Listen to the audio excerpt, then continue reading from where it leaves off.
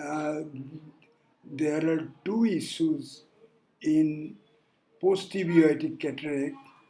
That is, number one is the small pupil, and number two is the difficult capsular axis. The first issue, the small axis, is due to two things.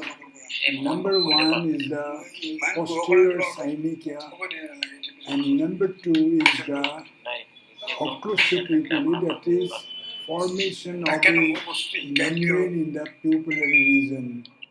The first issue, that is the posterior synechia, can easily be released by a spatula that separates the synechia from the iris. This is not difficult. The second issue, that is the removal of the pupillary membrane.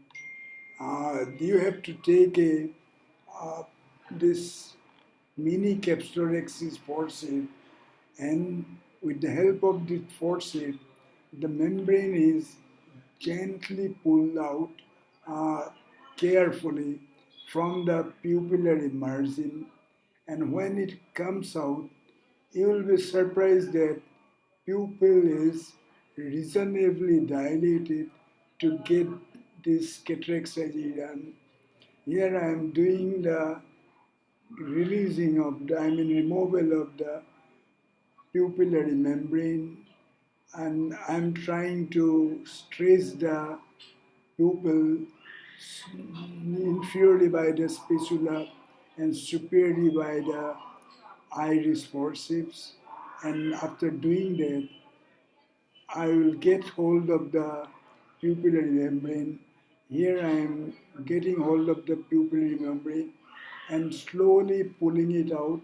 Now you will see again I am getting in, and again the microaxis forceps will be in, and this will getting hold of the pupillary membrane and slowly removing from the pupillary margin, and one can see the removal of the pupillary membrane, and when it is completely removed, one can notice the pupil has reasonably dilated, and we can go ahead with the phacoemulsification surgery.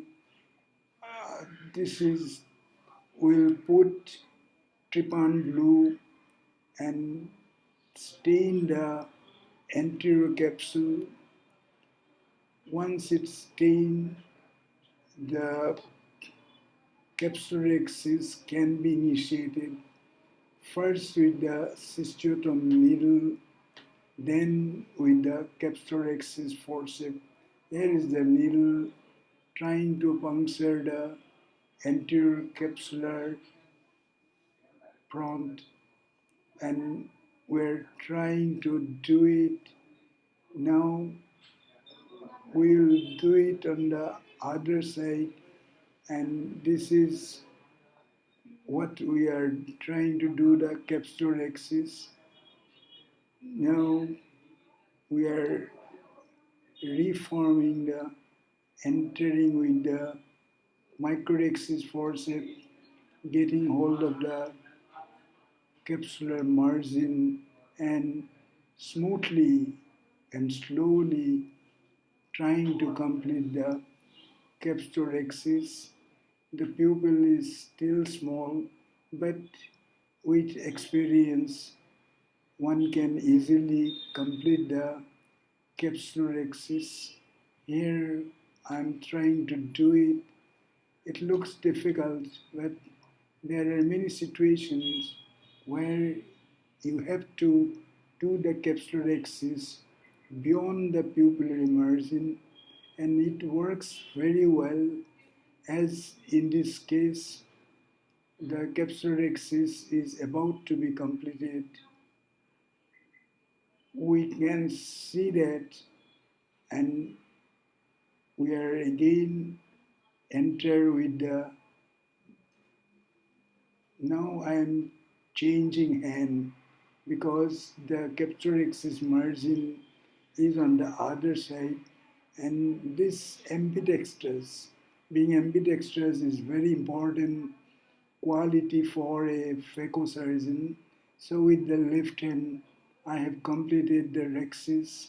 That is the usefulness of being able to use both the eyes.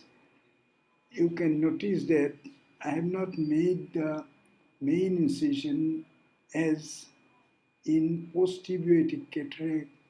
The iris is, the cataract is slightly abnormal because during the active uveitis, the lens is deprived of the nutrition because which it gets is from the aqueous humor.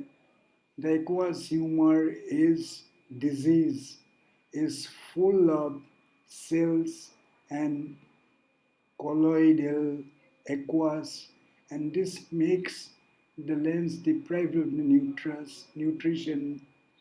The cataract is abnormal.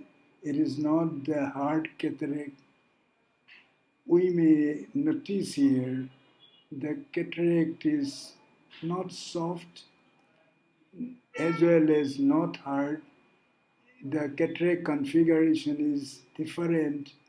There are some small cortex we are trying to remove, and we can see some calcific depositions on the cataract surface. And here we are doing it, trying to remove the soft part. You do not need a phaco to do it. So this is a large cortical mass. This can be easily removed by the irrigation and aspiration. That is what we are doing, getting the soft tissue, whatever available, we are releasing through the irrigation and aspiration only. No need to use the phacoemulsification. It will be too much. Here we are trying to remove as much as the abnormal cataract in this post-uveitic cataract. The complete removal may not be possible. Let us see. We are removing the soft parts, so it is possible. That is on my right side. There are some hard tissue that may not be possible. And if it is not possible, we will not keep on trying. These are calcific deposits that do not come easily out of the uh, eye tip. So we are pressing with the eye and irrigation and aspiration tip. But I'm not trying to remove the right side thick tissue because it may not be possible. I'm concentrating on removing the soft tissue. This hard calcific matter, I am pressing in between the two things and it has come out. I'm not concentrating on removing the left-sided hard tissue. So the posterior capsule is also thickened. There is some opacification, but we will not remove it because we do not want to open the barrier between the anterior chamber and the posterior chamber. If needed, we will do yak capsulotomy maybe after 3 months when the blood aqueous barrier is stabilized. Then we can do easily remove the posterior capsule by a simple yak capsulotomy, and that serves all the purposes. Now it is time to implant the IOL as these things are in the periphery and that will not hamper the passage of light into the retina. I'm trying to remove, but I will not do over trying. I will not do overdo it.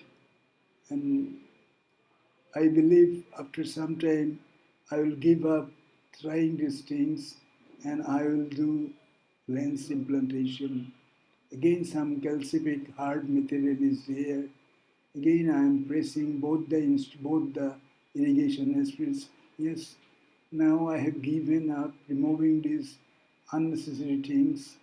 I am making an incision that is limbal and biplanar and 2.2 millimeter. We'll implant the IOL now in the bag. Everything is ready. We will do what we call hydroimplantation. This is we are doing by hydroimplantation. This is the lens we are putting it. It will be definitely in the bag. As you can see on the right side that anterior capsule with that thickened thing is there.